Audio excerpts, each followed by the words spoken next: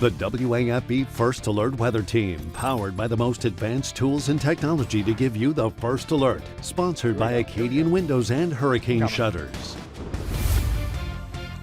And for today, it looks like we are going to have a better chance of showers and storms. That's a pretty picture looking live over the downtown area. A little bit of sunlight there. It is going to be relatively quiet in the morning hours, but I do expect the radar to start to pick up the pace later in the day. 76 degrees, current temperature, and the low temperature so far so good. Yesterday, not so good, getting up to 94 degrees. That was because we stayed a little bit drier than normal, but that doesn't mean that that's the trend. In fact, I do think there's a better chance of getting wet weather later today. We're already seeing a couple of isolated showers up and down the I-55 in between Hammond and down to not quite Convent, but just coming off of Lake Pontchartrain and moving in our general direction. But here's the difference between yesterday and today. This time around, we've got this trough of low pressure sitting here. It's got a little bit of tropical moisture, and those storms are going to start to rotate back into our area. So that means the radar should fill in a little bit later in the day. So we go to the graph, which, by the way, the graph actually did a good job yesterday.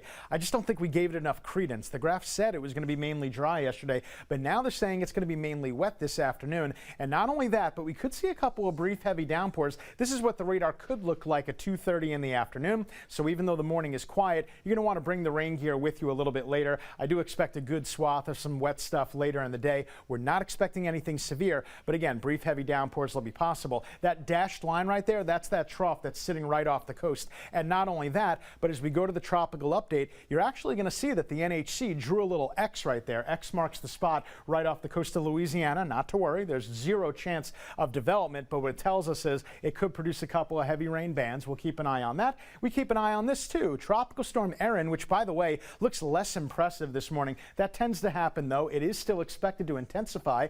It is expected to become the first hurricane of the Atlantic season. Not only the first hurricane, but also the first major hurricane, because it is expected to become a major Category 3 by the weekend. Now the good news beyond this point, looks like it really is going to be a fish storm and then just wrap back around. Interestingly enough, if you look at the August tropical formation, this is where it tends to form. It's actually going to take on this kind of pattern wrapping around the Bermuda High, so that's good.